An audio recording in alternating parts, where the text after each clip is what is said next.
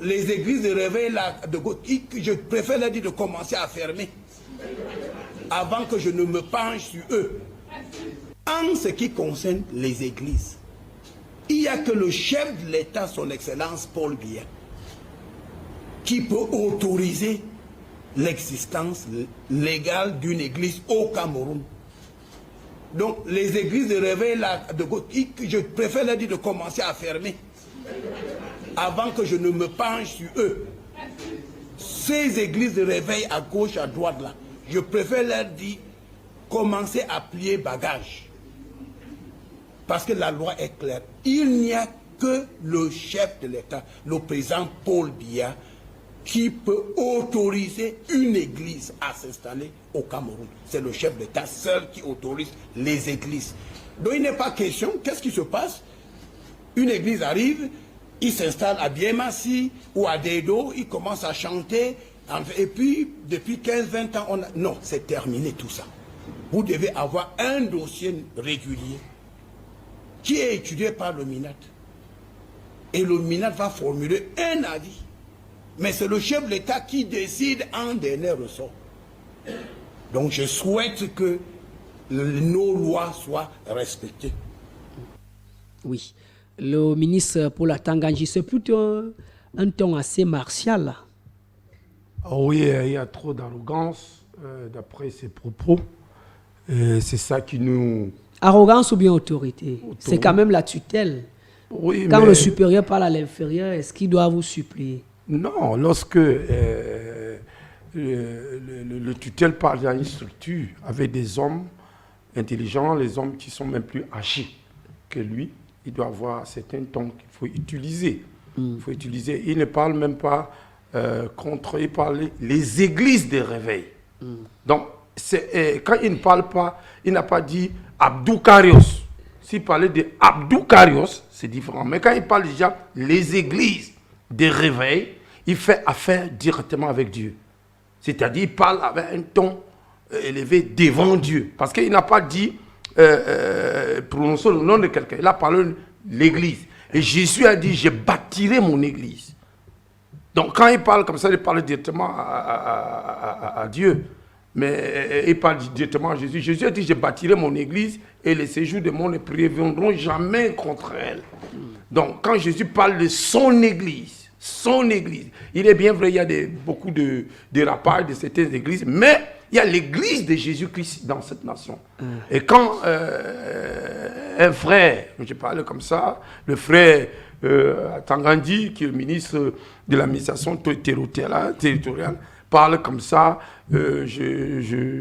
bon, c'est pas bien. Et dans ces églises, il y a des personnes âgées plus que lui. Il y a les gens. Le problème dans cette nation, c'est parce que on n'a pas. Vous dites on baisse le ton en raison de l'âge. Est-ce que l'autorité de l'âge nous confère le droit d'être dans l'illégalité? Non, mais ou en marge de la loi. L'illégalité par rapport à quoi? L'illégalité par rapport à quoi? Les églises, il y a des églises qui ont déposé les dossiers pendant des années. Et quand tu déposes le dossier, la loi de 90 dit que si tu déposes le dossier à une certaine période, on ne vient pas vous dire de ne pas le faire. Vous fonctionnez de manière légale. Il y a des dossiers pleins au MINAT. C'est à cause de cela que nous avons mis sur pied l'association interdénomination des églises de réveil du Cameroun pour regrouper les églises dites non connues, les églises non connues. Parce qu'il y a les églises connues de réveil qui sont peut-être 14 églises. S'il veut parler comme ça, il doit avoir seulement 14 églises dans notre nation. Je dis non, nous disons non. Mais nous n'allons pas faire comme lui, parler de cette manière. Nous, on est l'église, la Bible dit, si quelqu'un amène le feu, tu amènes l'eau. Donc nous, en tant qu'église, nous, on va apporter de l'eau, mais c'est si peut-être, je ne sais pas, si ça a perdu, peut-être, parce que je crois qu'on va parler de ça ici. Et justement, ça semble arracher du sourire et de la satisfaction en arrière-plan dans le public. Comment expliquer que la société camerounaise de nos jours semble acclamer des deux mains cette perspective de fermeture des églises? Est-ce qu'on a déjà acclamé l'église une fois? On n'acclame jamais l'église. L'église a été toujours persécutée. Quand Constantin vient en 315, c'est parce que l'Église était persécutée. Les chrétiens vivaient dans les grottes. Les chrétiens étaient persécutés dans le monde.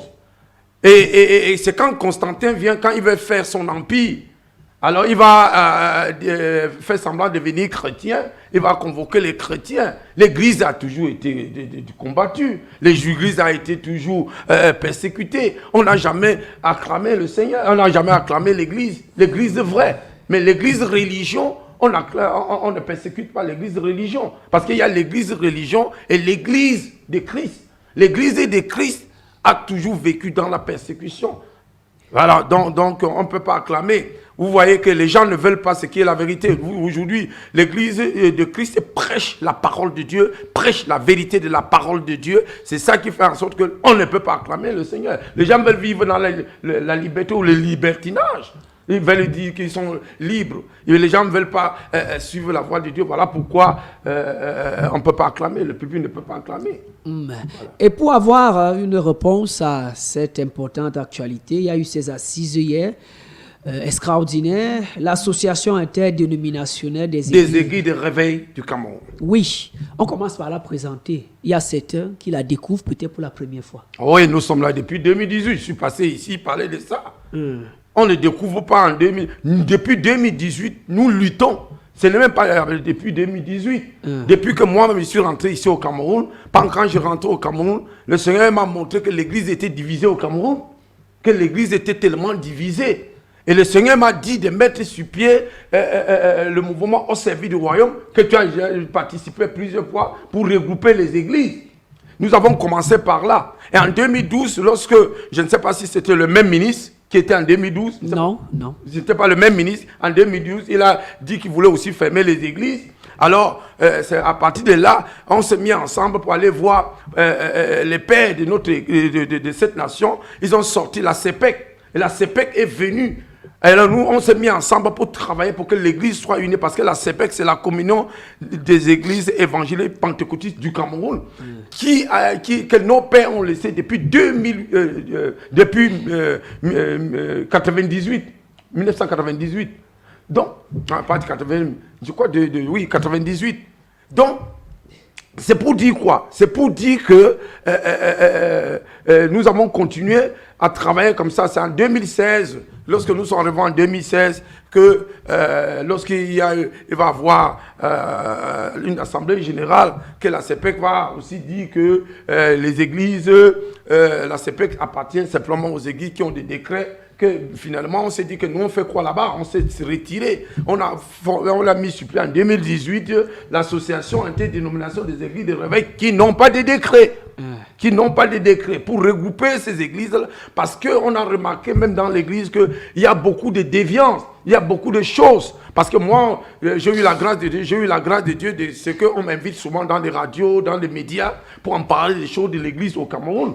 Donc, et souvent, on m'invitait, on me demandait pourquoi, qu'est-ce que nous pouvons faire. On a dit que nous, on a mis sur pied une association interdénomination des églises de réveil, pour dire que les églises de réveil, c'était une chose qui se passe dedans, ne vient pas, ce sont les dérapages. Donc, on essaye de travailler en groupe pour assainir le milieu de réveil au Cameroun. Bien. Et comment est-ce que vous fonctionnez? Est-ce que vous attendez que le ministre fasse des conférences? Parlez-nous de votre vie au quotidien du côté de cette association-là.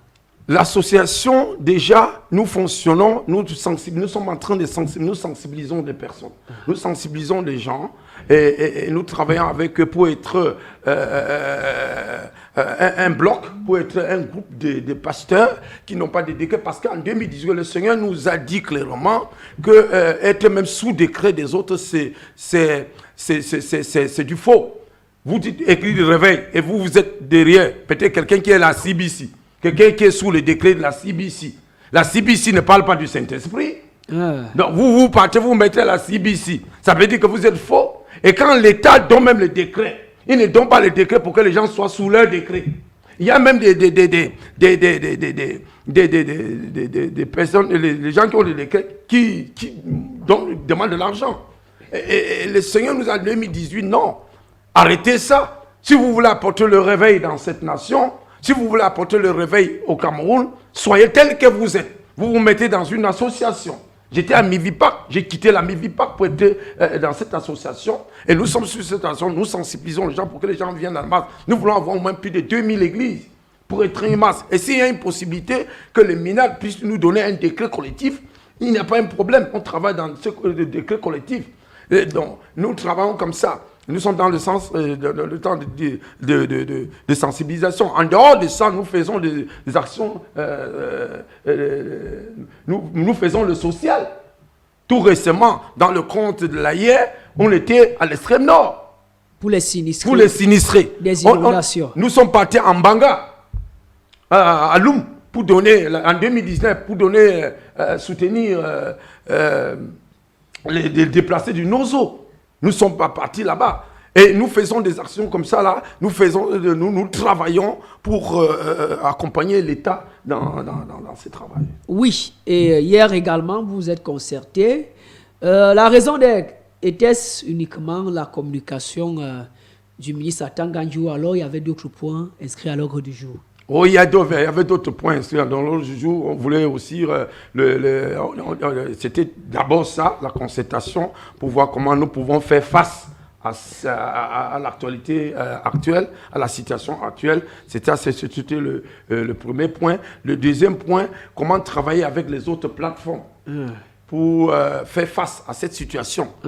Ça, c'est le deuxième point. Troisième point, comment travailler avec l'État pour l'harmonie dans notre nation, pour l'harmonie et la paix. Voilà. Et l'autre point, c'était aussi les rapports des activités de l'association depuis 2018 jusqu'à 2024. Et peut-on savoir, est-ce qu'il y a eu un retour d'ascenseur? Est-ce que les hommes de Dieu ont répondu présents à votre invitation? Oui, beaucoup ont répondu présents. On peut avoir une idée de l'effectif? Bon, nous étions peut-être dans les 20 personnes ou les 18 à 20 personnes. Voilà. Donc on s'est dit que... Est-ce que c'est représentatif de la ville de Yaoundé quand on sait qu'à chaque coin de maison, il y a une église? Quand vous dites 20 personnes, c'est peut-être le nombre d'églises d'un seul quartier. Oui, alors que Yaoundé a, je vais dire quoi, 7 arrondissements, nous sommes peut-être, je ne sais pas.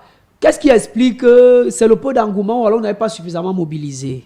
Bon, ce que je peux dire en premier temps, c'est pas tout le monde, c'est pas le village qui tue l'éléphant, on mange. C'est un seul chasseur ou deux chasseurs qui peuvent aller en brousse, tuer l'éléphant et il l'amène au village et tout le monde mange. Moi, je ne peux pas me plaindre parce que les gens ne sont pas déplacés. Et lorsque la trompette est souvent sonnée, il n'y a personne qui peut écouter la trompette et voir que la situation est grave. Voilà pourquoi je porte ça. Je porte ça parce que nous devons savoir que la situation est grave, et très très grave. L'écharpe qui renvoie à quoi? L'écharpe, lorsque nous étions à la première journée de repentance au Cameroun, au palais, à l'ancien palais. À l'ancien palais au musée national. Au musée national. Nous, on avait porté les sacs. C'était comme ça notre sac. Et quand je porte ça, c'est notre sac aussi également. Donc, je disais que ceux qui étaient là, nous avons travaillé. Est-ce que vous en avez invité assez? Non, vous savez que c'était une situation ponctuelle. Où j'ai lancé ça dans les réseaux sociaux comme ça, pour inviter les gens dans les plateformes, pour qu'ils viennent. On n'a pas martelé la communication, tout. J'ai simplement lancé ça dans les réseaux sociaux. Et déjà, ceux qui appartiennent à l'AIR sont venus. Et il y avait des personnes qui n'appartiennent pas à l'AIR qui sont aussi venus. D'autres sont en dehors de Yaoundé. Et c'était compliqué pour qu'ils viennent. On s'est dit que l'essentiel est que nous travaillons, nous trouvons ce que nous allons dire parce que la réunion va continuer. Oui. Et que peut-on retenir de ces échanges? Bon, ces échanges, nous avons dit d'abord que l'Église se calme. Donc, je suis là aussi déjà pour annoncer à l'Église au Cameroun de se calmer. Donc, on doit d'abord se calmer. Qu'on n'insulte personne. Qu'on n'envoie pas d'abord le feu sur les gens. Voilà. On n'envoie pas d'abord le feu sur le ministre. Et on n'insulte personne. On se calme. Donc, nous lançons cet appel à tous ceux qui nous écoutent, tous ceux qui sont dans les églises, tous les pasteurs, calmez-vous. Voilà. Et après ce calme maintenant, nous avons pris des résolutions. Et il y a des choses qui sont sorties que cette sortie du ministre peut aussi être que Dieu l'a utilisé pour amener l'Église à être unie. Voilà les premières choses qui sont sorties. C'est-à-dire, cette sortie du ministre, Dieu peut l'utiliser parce qu'actuellement, il y a trop de divisions dans le corps de Christ. Trop de divisions. Tout récemment, il y a encore une autre division. Tout récemment, ça ne fait même pas un mois. Celle-là, c'est laquelle? Une autre division où il y a certains frères qui étaient à la CEPEC qui se sont mis de côté. Ils ont aussi créé un autre truc.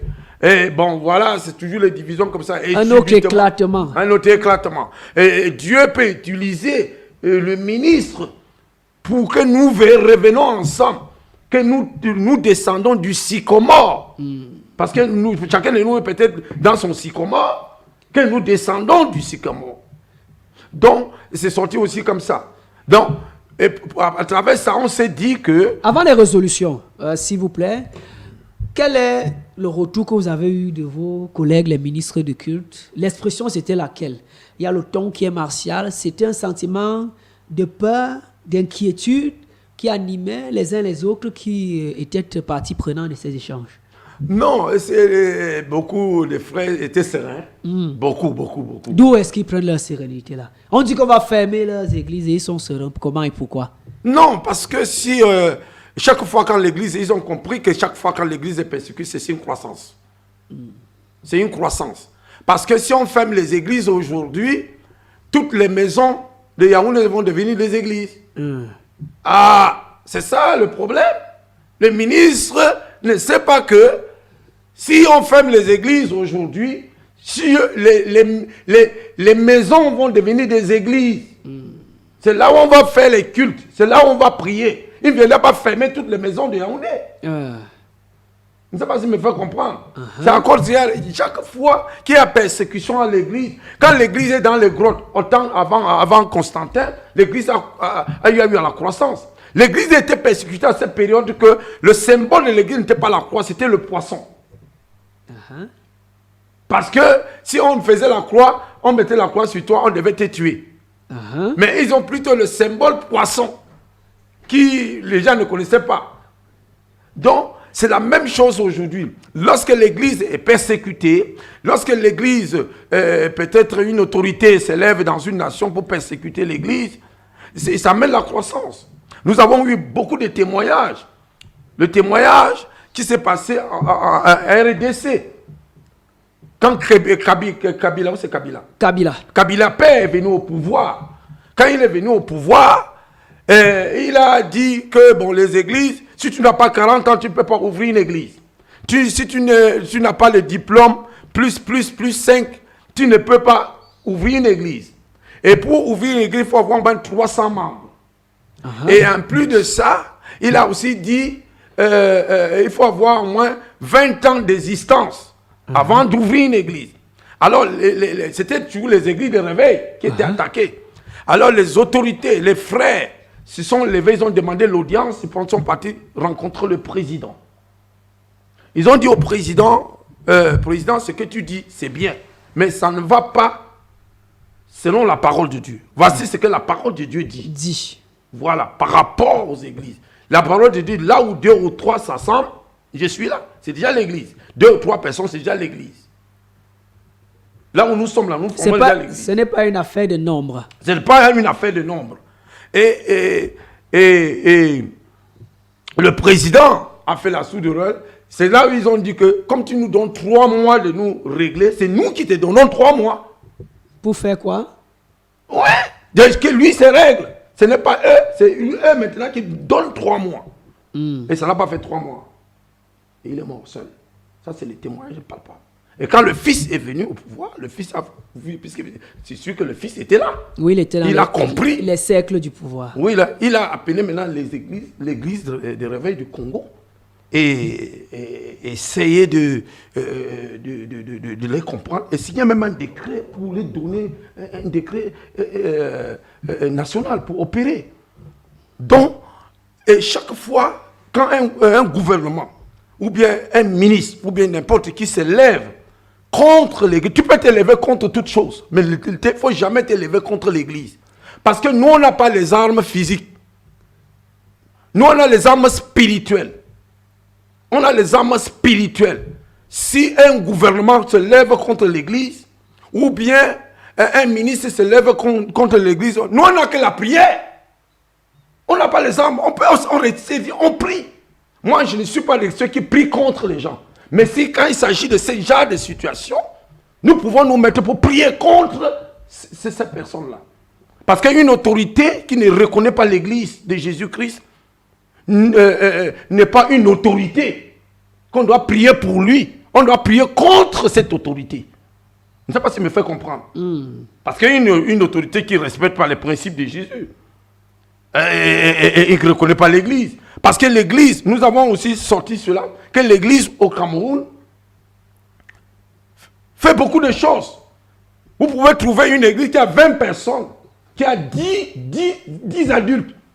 C'est-à-dire, ça veut dire 10 foyers. Si ces foyers-là ont 500 enfants, ça fait combien? Ça fait 50 familles, 50 personnes que l'église encadre. Je ne sais pas si me fait comprendre. Tout à fait. Et il y a des églises qui ont plus de ça. Il y a des églises qui ont plus de 200 familles. Plus de 300 familles. Et qui encadrent les familles. Et si aujourd'hui, l'église, le pays est en paix, aussi également, les églises de réveil jouent un très grand rôle. Et c'est à cause de cela, souvent on nous taxe des personnes qui prient pour le gouvernement. Les gens disent que nous on prie pour le gouvernement. C'est à cause de ça que ce gouvernement, enfin, c'était opposant. Est-ce que justement aujourd'hui, par rapport à cette affirmation de ce que vous priez pour le gouvernement, d'autres en assument, est-ce que vous ne vous sentez pas un peu déçu, abusé? Des gens, on a assisté à vos plateformes, des gens qui élèvent des prières au bénéfice du chef de l'État, du gouvernement, des décideurs, les gens qui prennent le fruit de vos prières, mais qui aujourd'hui, entre guillemets, permettez-moi l'expression, vous persécutent. Est-ce que vous ne vous sentez pas un peu choué à un moment donné? Oh oui, c'est quand même quelque part une déception. Une déception parce que le Seigneur nous a dit de prier pour les autorités. Et quand les autorités ne nous dérangent pas, ils nous laissent prêcher l'évangile, on prie pour eux. Et maintenant, si ces mêmes autorités s'élèvent, si Hérode s'élève contre les enfants de Dieu, vous avez vu comment Hérode s'est levé une fois là, et il a été rongé par les vers. On ne se lève pas contre l'Église. Une autorité qui se lève contre lui, se lève contre Dieu. Vous allez voir Paul persécuter l'Église. Quand Dieu va rencontrer Paul, Dieu va lui dire, pourquoi me persécutes-tu? Et lui-même, le maître de l'Église, le patron de l'Église qui est Jésus-Christ, il a dit, les apôtres sont partis voir un champ. Il dit, mais Seigneur, tu as fait un champ, et quelqu'un dans la nuit est venu s'aimer livrer. On doit arracher livrer. Le patron de l'église qui est Jésus qui a dit non, laissez-les croître ensemble, n'arrachez pas. De peur d'arracher la bonne herbe. Ça veut dire quoi, la bonne semence? Ça veut dire que quand monsieur le ministre de l'administration territoriale et dit qu'il va fermer les églises, s'il ferme par erreur, parce qu'il ne connaît pas une église de Jésus-Christ, il va contre Jésus. Parce que dans ces églises-là, il y a des églises de Jésus-Christ. Voilà pourquoi nos frères étaient sereins. Ils sont sereins parce qu'ils se disent que lorsque l'église est persécutée, c'est une croissance. Tout récemment, on avait dit dans certains pays, le cache-nez, on ne doit pas voir 20 personnes dans l'église. Coronavirus. On était déjà préparés. Donc on aura les églises dans toutes les maisons. Tous les quartiers auront les musiques. Et le monsieur ne peut pas venir fermer toutes ces églises-là. Il faut que lui-même, il fait les statistiques des églises de réveil au Cameroun. Pour voir. Parce que nous sommes près de 8 millions de Camerounais qui sont dans les églises de réveil. Nous sommes une masse. Même pour les élections, nous sommes une masse. Nous sommes une masse dans cette nation. Et je crois que c'est l'heure qui est arrivée pour pour faire en sorte que les églises de réveil soient une lobbying chrétienne au Cameroun. Je le parle ici parce qu'après tous ces programmes, nous allons voir comment nous pouvons être aussi une lobbying chrétienne dans une nation. Aux États-Unis, il y a une lobbying chrétienne aux États-Unis. C'est ce lobbying chrétien qui a amené même Trump au pouvoir. Donc, il faut qu'à partir de cette situation, que les yeux des églises de réveil s'ouvrent pour que nous soyons une masse par rapport même aux élections, par rapport à n'importe quoi dans une nation. Donc voilà ce que je peux. C'est à cause de ça que les frères étaient sérieux. Oui, on revient donc aux résolutions. Qu'est-ce qui a été arrêté? Bon, la résolution, comme je disais, on s'est dit que la première des choses, c'était de se calmer. La deuxième des choses, c'était que on essaie de voir avec d'autres plateformes comment le travail n'est plus allé à rendre dispersé. Et c'est ce qui va commencer à se faire. Demain, nous serons à la CEPEC et nous allons travailler avec la CEPEC. L'AIE va travailler avec la CEPEC. Et à partir de là, nous allons avoir une réunion avec d'autres plateformes. On va s'asseoir et on va faire un rapport. Après le rapport, on va faire une lettre, on va déléguer des personnes qui vont aller rencontrer le ministre. Et lorsque nous allons rencontrer le ministre, nous allons lui dire ce que la parole de Dieu dit. On ne va pas aller dire ce que nous on veut. On ne va pas aller dire que non, oh monsieur le ministre, ne ferme pas les églises. Non, on va aller lui dire voilà ce que la parole dit par rapport aux églises. Avant de voir ce que vous irez dire à monsieur le ministre, qu'est-ce qui vous garantit que cette fois, vos frères qui sont membres des autres plateformes vont vous donner cette main d'association quand on sait que la division semble être notre identité, semble être le choix, le modèle pour lequel les uns et les autres s'affectionnent? Oui, mais ceux qui vont donner la main d'association vont donner. Ceux qui ne veulent pas, nous on va avancer. Je suis déjà l'AIR, je suis le corps des apôtres. Je suis le corps des apôtres et je suis aussi l'AIR. Ça fait déjà deux. Tout ça pour vous? Non, je dis, nous sommes une plateforme. On est une plateforme de l'AIR et le corps des apôtres. Hier, il y avait le corps des apôtres, il y avait l'AIR. Oui. OK? Donc, si la CEPEC accepte, il y a déjà 3 structures, n'est-ce pas? Il y a la FEPEC, qui, si ils acceptent aussi, ça fait 4. Il y a d'autres plateformes, comme la consécration nationale, la plateforme de la consécration nationale. S'ils acceptent aussi, nous faisons déjà une grande structure là. Donc, même si les autres ne viennent pas, avec 5 structures, ça suffit. Le chiffre 5, c'est le chiffre de la grâce. Est-ce que finalement ces actualités-là ne nous rappellent pas l'urgence de nous mettre ensemble? Vous disiez il y a un court instant qu'il y a un mois, il y a encore eu éclatement dans un mouvement. C'est quoi cette raison? Quelle est la paume de discorde? Qu'est-ce qui sépare les hommes de Dieu? Alors que nous avons le Saint-Esprit en commun, qu'est-ce qui nous empêche de regarder dans la même direction? Bon, c'est souvent l'ego. Il y a l'ego qui est là. Il y a l'ego, il y a l'hypocrisie qui est là. Il y a l'ego. Il y a aussi les infiltrés. Il y a des gens qui se sont infiltrés dans le corps de Christ. Parce que ceux qui font la division ne sont pas des enfants de Dieu. Celui qui fait une division n'est pas un enfant de Dieu. Celui qui fait la division, et s'il est un enfant de Dieu, à un moment donné, il va revenir. Je ne sais pas si me fait comprendre. Parce que le Saint-Esprit va le convaincre.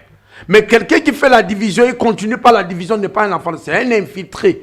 Parce qu'il y a aussi les infiltrés. Hein. Les gens qui ont porté le corps, la tenue des églises de réveil, mais ils ne sont pas nés de nouveau. Ce sont les infiltrés, les glissés. La Bible parle de glisser au milieu de nous. Il y a les glissés. Et c'est eux qui viennent faire la division.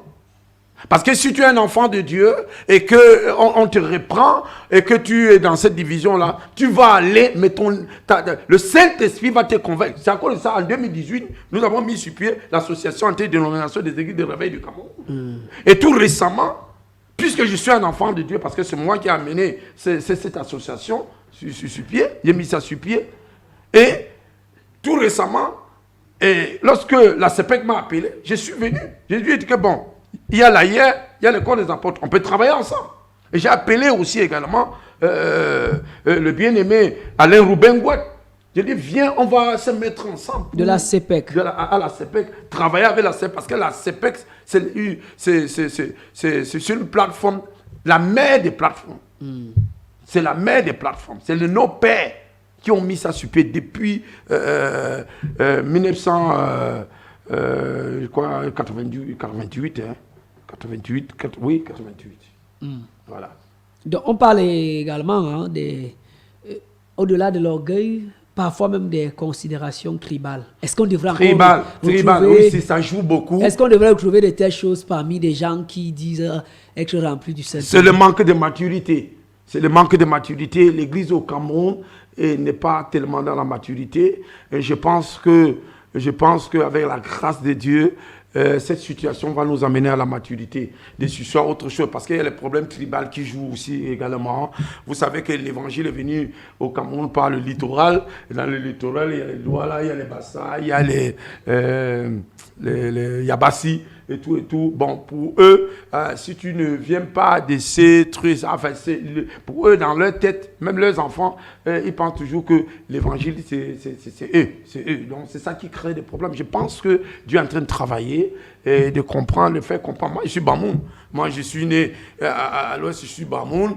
Et Dieu m'a choisi dans son œuvre. Et à Fumban, plus de 80% des Bamoun sont des musulmans. Donc, on va vous renvoyer à la Mecque, on va vous renvoyer à l'islam, c'est ça?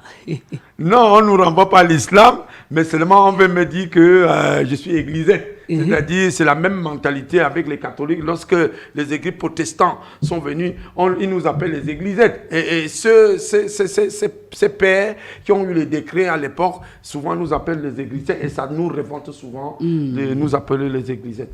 C'est ça le problème. Et parlons donc de ces groupes qui sont glissés, les infiltrés. Depuis, vous n'avez pas placé de mots. On sait que plusieurs, bien qu'ayant le col blanc, ne servent pas les intérêts du royaume. Oui. Bon, pour une personne qui nous écoute aujourd'hui, le distinguo, c'est à quel niveau? Comment on dissocie le bon du vrai? Parce que ce sont peut-être ces infiltrés-là qui font à ce que la cause soit aujourd'hui généralisée. Oui, c'est ça. Mais le Seigneur a dit dans sa parole, vous les reconnaîtrez par leurs fruits. Lorsque quelqu'un se détache et continue, ne peut pas se repentir, vous le reconnaîtrez par leurs fruits. Et le Seigneur dit aussi, ce combat n'est pas notre combat, c'est son combat. Je ne sais pas si me fait comprendre. Le combat de l'église n'est pas l'église. Il dit, je bâtirai mon église. Et les portes de ce jour de monde ne prévaudront jamais sur elle.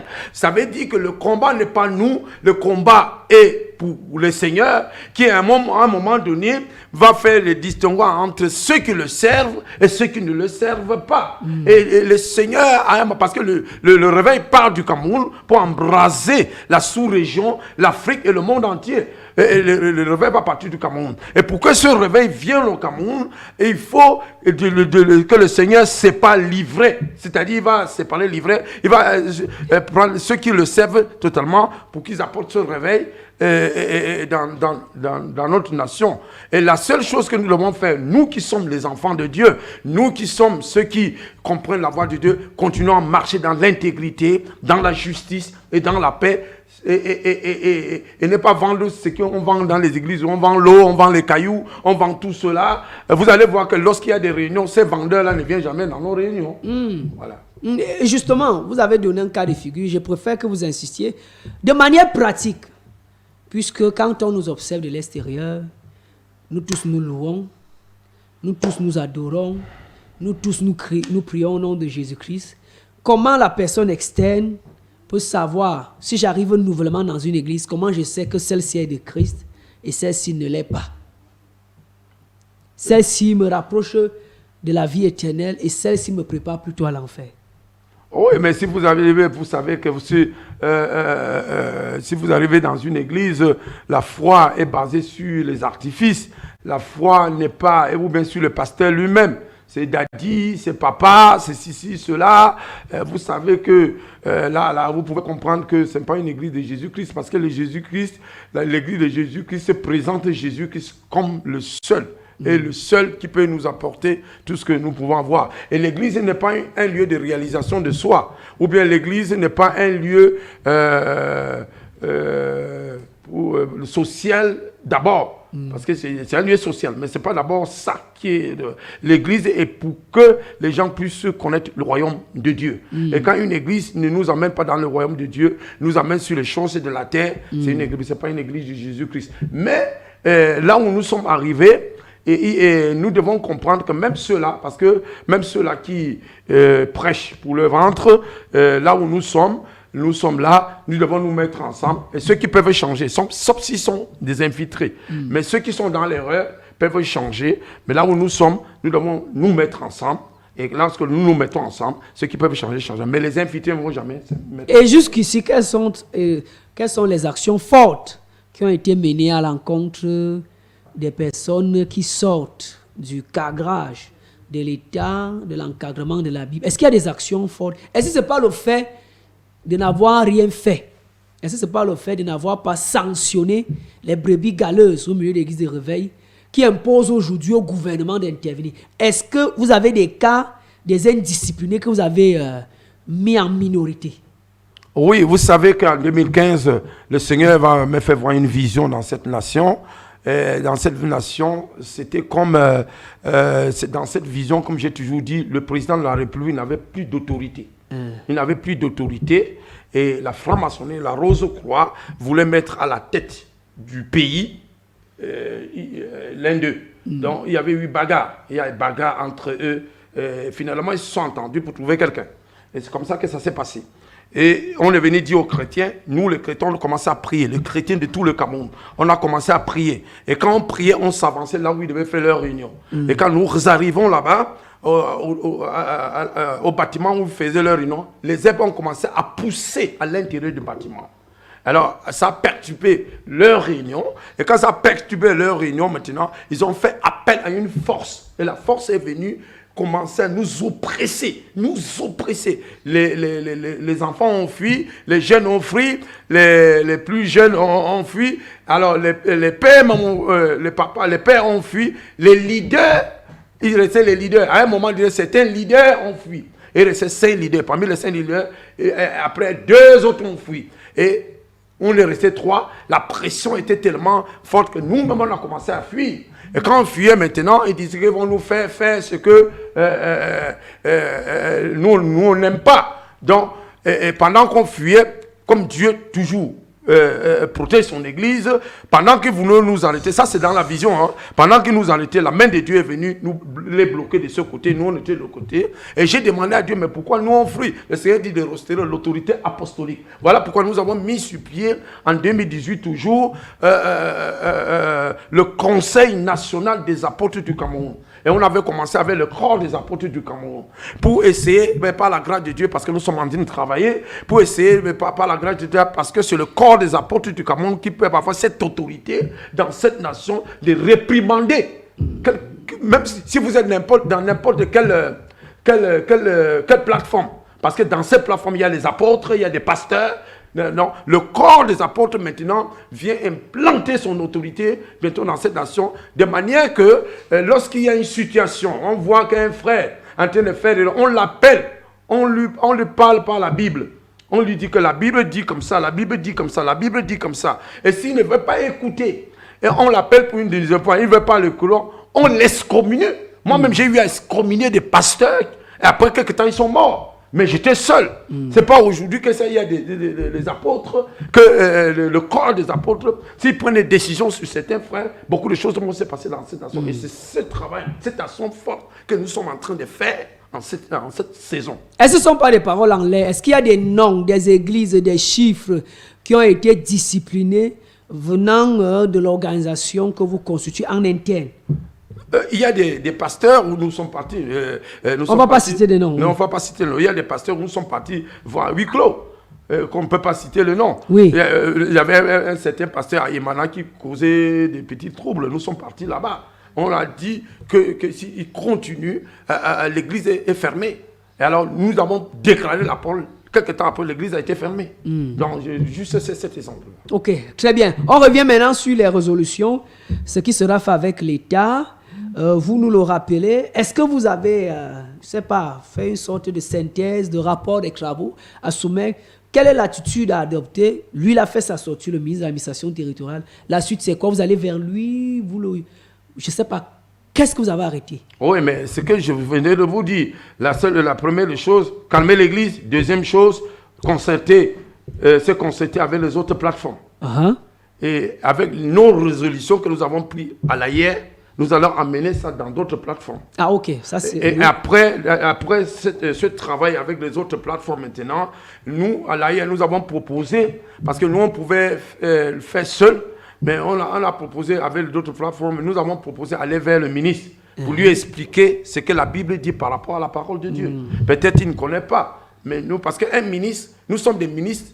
Mais vous partez lui présenter la Bible, il est un homme d'État, il va vous présenter la loi. Est-ce qu'il n'y a pas dissonance? Oui, mais la loi n'est pas contre la parole de Dieu.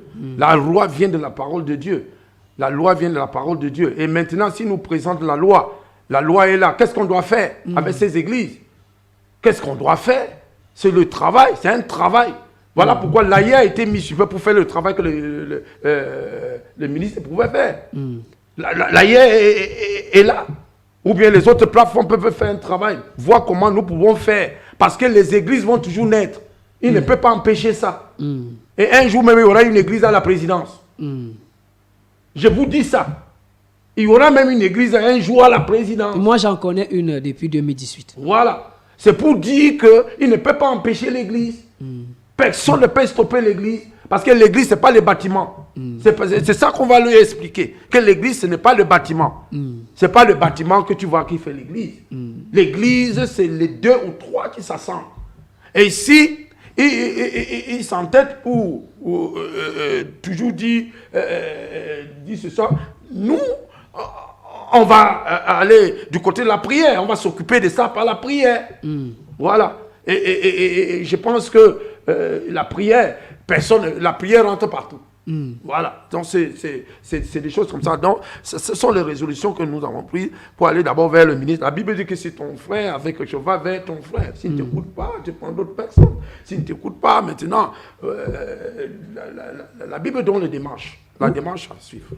Est-ce que vous n'êtes pas aussi solidaire de ceux qui estiment que, bon, permettez-moi l'expression, hein, elle est des membres du gouvernement, les créatures et le créateur. N'avez-vous pas le sentiment que peut-être c'est la créature qui vous crée des soucis et que c'est peut-être le créateur qu'il faudra aller voir? Est-ce qu'il n'y a pas eu des idées genre, bon, si l'intermédiaire nous crée des soucis, allons voir directement celui qui l'a nommé à cette charge-là, savoir toucher le chef d'État lui-même? Oui, et ce sont toujours les résolutions que nous voulons faire. Voilà, c'est des choses que nous avons... C'est les démarches, non? Nous partons sur la tutelle. Et s'ils ne nous écoutent pas, on va faire audience pour aller rencontrer le chef de l'État.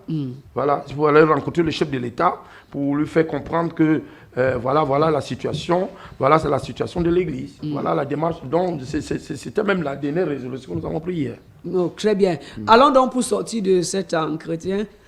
Apôtre Abdou Karos, on va respirer et avec vous on va faire le tour de quelques-unes des plaintes formulées par la société, par le gouvernement à l'endroit de cette église dite de... Vous joindre à nous, vous qui arrivez nouvellement, le programme c'est Midi sur les ondes, dans son vêtement religieux chrétien de début de semaine. Nous sommes avec l'apôtre Abdou Karos, avec qui nous entretenons sur la dernière sortie, la plus récente, celle du ministre de l'administration territoriale Paul Tanganji, en lien avec la fermeture projetée des églises de réveil, l'apôtre Abdou Karos, qui lui est le président de cette merveilleuse association-là, qui est l'association interdénominationnelle des églises évangéliques du Cameroun. Nous allons donc, sans être prétentieux, évoquer quelques-unes des plaintes formulées à l'endroit de cette église. La première, c'est que nous n'avons pas, et dans vos dits cela transparaît, nous n'avons pas de papier. Nous fonctionnons en l'illégalité. Bon, en tant que des personnes qui disent que l'autorité vient de Dieu, est-ce que c'est une bonne chose que de rester sans papier, sans déclaration? Et moi, je vous pose la question. Maintenant donc, l'église A, le feu et le tonnerre. L'église B, la trompette, n'a pas de papier. Si un cas de décès survient dans cette église, comment est-ce qu'on règle ça sur le plan administratif, au niveau du commissariat, au niveau de la gendarmerie? Qui va répondre puisqu'il n'y a pas de papier? Oui, mais il faut qu'on trouve une solution pour faire que les gens puissent avoir les papiers. Le problème, c'est ça. Le vrai problème, ce n'est pas ces églises qui ouvrent. Le problème, c'est les autorités eux-mêmes. Qui aujourd'hui, vous déposez vos dossiers, vous n'avez jamais eu les dossiers. Et tu dois fonctionner. Parce que l'église de Jésus-Christ n'a pas besoin de papiers. Je ne sais pas si ça me fait comprendre.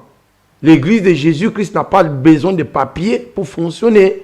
Mais Jésus n'a jamais eu de papiers pour prêcher. Mais il a dit de donner à César ce qui est à César. Oui, à César, c'est ce qui est. Mais César qui respecte les choses de Dieu. Donc, l'église de Jésus qui n'a pas besoin de papiers pour prêcher. Donc, en 2018, l'AIR a fait une conférence où nous avons écrit à la présidence et nous avons fait des propositions, d'abord pour le dialogue national. Et de deux, nous avons demandé qu'il y ait un ministre de culte qui va gérer le problème des cultes. On a 60 ministères. Hein. Oui, le ministre... encore un autre. Oui. Non, le ministre, il est bien vrai. Là-bas, à l'administration territoriale, il y a une cellule. Mais cette cellule-là nous met dans le cadre des associations.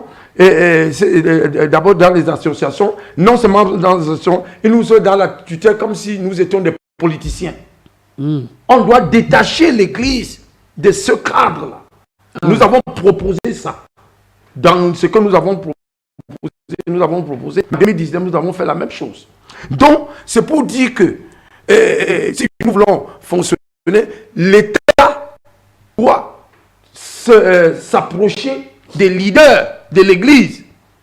Parce qu'il y a les leaders, il y a les plateformes légalisées. On nous appelle d'abord, et lorsqu'on nous appelle, on nous dit, bon voilà la situation. Qu'est-ce qu'on peut faire? On travaille ensemble pour voir comment nous pouvons. C'est à cause de ça que l'AIR s'est levé pour regrouper ces églises. Pour que ça ne soit pas dans les maisons. Quel va être le retour de ces propositions? Vous parlez de 2018-2019, ça fait... Mais on n'a pas de réponse. La réponse, c'est ça que nous avons eu avant-hier par le ministre. Ouais. Voilà la réponse. Et quand c'est comme ça, au lieu que ça apporte l'ordre, ça va apporter plutôt plus de désordre. Parce que toutes les maisons vont devenir des églises. Et ça va apporter plus de désordre que l'ordre. Or que le ministre, parce que je vous dis, dans la loi camerounaise, les pasteurs sont des ministres du culte. Ils sont presque comme le ministre de l'administration territoriale. Donc nous sommes aussi des ministres. Donc le ministre de l'administration territoriale peut appeler ses collègues ministres du culte pour en parler, pour voir quelle est la solution. Donc voilà ce que je peux dire par rapport à ça. Est-ce que le ministre n'est pas votre souffre-douleur? C'est-à-dire que, est-ce que ce n'est pas, permettez-moi l'expression facile du quartier, est-ce que ce n'est pas le moins cher? Puisque, vous le savez, les textes le disent, seul le chef de l'État peut accorder un décret à une église. Et depuis 1997, il n'accorde pas. Vous vous acharnez sur le ministre là, alors que c'est le type qui est en haut là qui doit vous donner les décrets. Oui, mais la loi 90 dit quoi? Si tu déposes le dossier, si ça dépasse, je crois, 2 semaines, si on ne vous dit pas de le faire, vous fonctionnez. Alors. Bien, l'autre plainte formulée à l'endroit de l'église, c'est la nuisance sonore. Là-bas, au moins, vous pouvez plaider coupable pour une fois. Oui, on peut... Fait trop de bruit. Oui, on peut amener certains frères, on peut sensibiliser les frères. Dans notre sensibilisation dans l'AIR, il y a aussi ça dedans. De travailler de manière que vous nuisez pas les autres. Voilà, il y a ça là-dedans. Maintenant, sauf que dans la pratique, c'est le cas. Il y a les baffes dans toutes les églises. Il y a les baffes dans chaque maison. Il y a les baffes dans les chambres. Oui, bon, le problème, c'est qu'il faut mettre un cadre sur pied avec le ministre. On va travailler. On peut même faire une rencontre avec beaucoup de serviteurs de Dieu. Et on leur dit, bon, voilà, il faut insonoriser votre truc. Il faut avoir un bon temps d'écoute. Mais vous allez voir que dans un quartier, parce qu'il y a aussi ça, dans un quartier, il peut y avoir 2 ou 3 bars. Il y a une nuisance sonore. Mais rien que l'église, le dimanche, il va venir louer Dieu, on dit que c'est eux qui nuisent. Pourtant, les bars sont là, puisque les gens aiment les bars. Les gens aiment la musique du monde. Donc, ils ne vont pas trouver cela comme nuisance solo. Maintenant, l'église qui vient seulement chanter pour louer son Dieu en 2 ou 3 heures de temps, on va trouver que c'est la nuisance sonore. Pourtant, à côté, il y a un bar, avec les mêmes baffles. Donc, tout ça là peut être étudié avec ceux qui pratiquent, ceux qui sont de ce côté. Lorsqu'il y a eu les Bensikiman dans tout le Cameroun, où il y a eu beaucoup de choses, on les a regroupés, on les a appelés pour voir comment on peut travailler avec eux. Voilà. Donc, cette question de nuisance sonore, elle demeure. L'autre accusation est celle des familles que vous divisez. Vous arrachez les femmes à leur mari. Non. Et Jésus-Christ, l'église de Jésus-Christ ne divise pas les familles. Ne divise pas les familles. Si vous voyez un pasteur qui divise les familles, ce n'est pas l'église de Jésus-Christ. Ce n'est pas l'église de Jésus-Christ. S'il divise les familles, ce n'est pas l'église de Jésus-Christ. L'église de Jésus-Christ unit plutôt les familles. Et la division peut venir aussi par la parole de Dieu. Vous savez, il y a au Cameroun, le Cameroun est un pays, je crois, à 70% vivent dans le concubinage. Pourquoi? Parce que les dots sont très chers. Ok? Quand vous partez chez les Bassa, vous partez chez les Étones, vous partez chez les Zérondo, pour épouser une femme là-bas, il faut beaucoup d'argent. Bon, chez moi, à l'ouest, c'est un peu moins. Je ne dis pas de venir chercher les femmes chez moi. Hein. Donc, chez moi, à l'ouest, c'est un peu moins. Et ce qui fait que ça crée le concubinage dans beaucoup de foyers. Et vous avez un problème de concubinage? J'arrive. Et quand tu arrives à l'église, un gars comme ça arrive à l'église avec une fille qui a fait concubinage avec cette fille pendant des années. Mais la parole de Dieu n'a même pas le concubinage. Je ne sais pas si me fait comprendre. Et vous cassez. Lorsque vous prêchez, ce n'est pas que nous on casse. Lorsque vous allez prêcher, de vous mettre en règle, si l'autre partie ne veut pas, il va dire que tu veux venir diviser son foyer. Et c'est la parole de Dieu. La parole de Dieu nous dit de se marier. Avant, dans l'église, la parole de Dieu nous dit, avant même de connaître ta femme, tu dois être marié. Je ne sais pas si me fait comprendre. Donc on ne peut pas ne pas prêcher la parole de Dieu aux gens. Un jour, j'ai prêché à la radio. Comme je suis à la radio aujourd'hui, j'ai dit que quelqu'un qui est dans le concubinage et dans le péché, il doit se marier. Il y a une soeur qui est venue me voir. Quand elle est venue me voir, il m'a dit, je lui ai expliqué la parole de Dieu. Et quand elle est arrivée, elle a dit à son homme concubin, qui avait fait 5 ans avec elle sans même connaître sa famille, que l'heure est arrivée, il faut que tu ailles voir ma famille. Le frère a commencé des problèmes. Jusqu'à le frère est venu m'attaquer à l'église. Que c'est moi qui a détourné sa femme. Pourtant, je n'ai que prêché la parole de Dieu. Mais sa femme était soumise avant de vous écouter. Hein? Sa femme était soumise avant de vous écouter. Oui, sa femme était soumise. La femme a vu qu'elle est dans le péché. Elle vous a écouté, elle est devenue insoumise. Elle n'est pas insoumise. Elle respecte la parole. Je ne sais pas si tu me fais comprendre. Elle respecte la parole. Il faut obéir à Dieu que d'obéir aux hommes. Parce que la parole de Dieu vient. Moi-même, je vivais dans le péché, je vivais dans le concubinage. Quand j'ai donné ma vie au Seigneur, j'ai arrêté toutes ces choses-là. Et ça peut apporter la persécution. Ça peut dire que moi-même, j'ai eu des problèmes. J'étais dans une famille musulmane. Ça m'a séparé de ma famille. J'ai quitté la religion musulmane pour le royaume de Dieu. J'ai eu des problèmes avec ma famille. Ma famille m'a régné. Et on pourra dire que c'est un pasteur qui m'a divisé avec ma famille. J'ai dit non. Parce que j'ai compris que pour être sauvé, il faut être avec Jésus. J'ai quitté cette religion. Et ma mère m'a dit que si je suis chrétien, que je ne viens pas dans son deuil. Ok. Mais j'avais donné ma vie au Seigneur. Je connais ce que c'est. Donc beaucoup de familles sont comme ça. On dit qu'on divise les familles souvent. Ce n'est pas ça. Mais il y a des pasteurs qui divisent aussi les familles. Parce qu'il y a toujours des brebis galeuses dans tout ce qu'on fait. Même dans l'État, il y a les brebis galeuses. Il y a des gens qui détournent les fonds. Même à la présidente de la République. Il y a eu des secrétaires généraux qui sont en prison. Mais ça ne veut dire pas que la présidente de la République, on doit fermer la présidente de la République. Il y a les brebis galeuses, même chez vous les journalistes. Donc il y a tout ça là, partout, un peu partout. Donc il y a des églises, comme moi dans l'église, j'enseigne l'obéissance. Quand vous êtes marié, je vous enseigne l'obéissance dans le foyer. J'ai connu une dame qui est venue me voir et elle était mariée avec son homme, elle était avec son nom.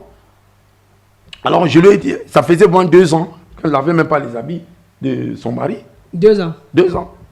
Elle ne faisait plus. C'est-à-dire son mari sort, boit, et il dit que je ne veux plus.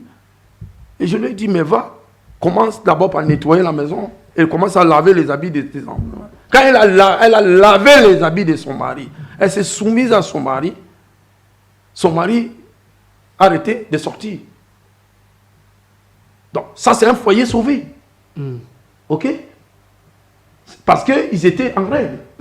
Voilà. Et quand nous disons même souvent, les gens que nous prêchons sur le concubinage, ça ne veut dire pas qu'on dit aux gens d'aller se séparer. Parce que le frère est venu, je lui ai pris, je lui ai dit non, on ne te dit pas d'aller te séparer avec la sœur. Voilà. On dit quoi? On dit, comme la sœur connaît, si vous pouvez vous mettre en règle. Déjà, même il y a le mariage. Oui, communautaire. Ensemble. On va voir la famille. On ne paye rien et tout ça. Même le gouvernement ne veut pas le concubinage. Donc, c'est ces choses qui sont souvent là. On dit qu'on divise les familles. Il y a des personnes, on m'a appelé un jour qu'un pasteur à Douala, qui était nigérian, avait enceinté la maman, enceinté les autres. Je dis que ça, c'est pas un passé de Jésus-Christ. C'est ça que le corps des apôtres doit faire pour excommunier ce genre de personnes. Et de permettre qu'ils puissent avoir une plateforme au Cameroun. Mais elle était comme David. Comme David, comment? David qui prenait plusieurs femmes. Non. Quand David, au temps de David, il n'y avait pas l'église. Ok? L'église commence par Jésus-Christ. Je bâtirai mon église. Les portes de ce jour, le monde. Quand je dis David, c'est parce que dans la ville de Yaoundé, il y a des gens qui ont ces logiques-là. Oui, mais ce ne sont pas des serviteurs de Dieu. Ils ne sont pas des serviteurs de Jésus-Christ. Dans l'église de Jésus-Christ, on ne doit pas être marié avec plusieurs femmes. On est marié à une seule femme. La Bible dit que celui qui aspire à être évêque doit être marié d'une seule femme. Donc si tu es pasteur et que tu veux être évêque, tu veux être ancien. On parle évêque ici, là on parle même d'ancien. Pas pasteur même, ancien. Si tu veux être ancien à l'église, tu dois être marié d'une seule femme. Et maintenant, si tu veux être pasteur, c'est autre chose. Bien. Tu dois être marié d'une femme. Donc, quand quelqu'un prend les exemples de l'Ancien Testament pour venir me parler de l'église, il n'est pas de l'église de Jésus-Christ. Il n'a qu'à aller en Israël. Parce qu'aujourd'hui, Israël utilise la religion juive encore là, qui peut épouser beaucoup de femmes, il n'a que devenir juif. Pour sortir de ce programme, vous nous disiez, après la communication du ministre, il y a déjà des actions menées sur le terrain, des investigations. Des personnes qui vous ont confié, quand vous ont été approchés par des autorités, c'est un peu quoi? Oui, il y a eu des personnes qui ont dit qu'on les passait dans leurs églises pour leur poser des questions. Qui leur posait ces questions? Bon, on dit que les gens ne savent pas. Ils leur ont posé les questions. Et c'était comme ça. Et ça s'est passé, je crois, c'est la seule est dans Yaoundé combien là. Bon, voilà, je ne peux pas avoir plus de détails. Ouais. Nous sommes arrivés au thème. Est-ce qu'il peut avoir un mot de conclusion avant de nous quitter? La seule conclusion, que l'église se mobilise. C'est l'heure de l'église. Quand l'église est persécutée, c'est le temps de la croissance. Et c'est le temps de l'autorité de l'église dans cette nation. Nous sommes dans une période, que l'église sache, que nous sommes dans une période de transition dans tous les domaines. Transition spirituelle, transition politique, transition générationnelle. C'est-à-dire, actuellement, ceux qui nous diraient sont des vieux. Il y aura une transition générationnelle bientôt dans cette nation. C'est le message que je peux donner à l'Église. Et que l'Église ne soit pas en arrière de ça. Que l'Église ne peut plus prendre ses positions pour être dans cette même transition. Et de ne pas avoir peur. Et de ne pas avoir peur de n'importe quoi, et de rester serein, et rester mobilisé, et rester que cette fois-ci, nous nous mettons une fois ensemble pour pouvoir faire face à cette période. Nous ne sommes pas contre l'État, contre le gouvernement, mais nous disons que nous pouvons travailler avec le gouvernement pour avoir la paix et l'harmonie dans notre nation, pour que la paix règne dans notre nation. Voilà le message qu'il peut donner à tous ceux qui nous écoutent, que ce soit le ministre qui peut-être qui nous écoute ce matin. Je vais lui adresser cette parole, de lui dire de se calmer et d'appeler les autorités des églises et pour qu'on s'assoie pour en parler. Parce que s'ils continuent à ça, là, ça va causer plus de désordre que l'ordre. Parce que toutes les maisons vont devenir des églises au Cameroun. C'est ce que je peux apporter comme message. Merci à vous d'être passé à Apôtre Abdou Karios du Tabernacle de la Grâce, pas seulement, mais également du Conseil des Apôtres du Cameroun. On n'oublie pas la raison de votre présence. Ce sont ces assises de l'AIR qui se sont tenues hier pour donner la position de l'Église à la suite de cette communication spéciale du ministre pour la Tangandji, l'administration territoriale, qui est la tutelle, l'AIR, qui est de l'association interdénominationnelle des églises évangéliques du Cameroun. Le programme a été mis en onde par Steve Daniel Eyinga, une présentation de Georges Salah, supervision générale, professeur Henri Yvalin et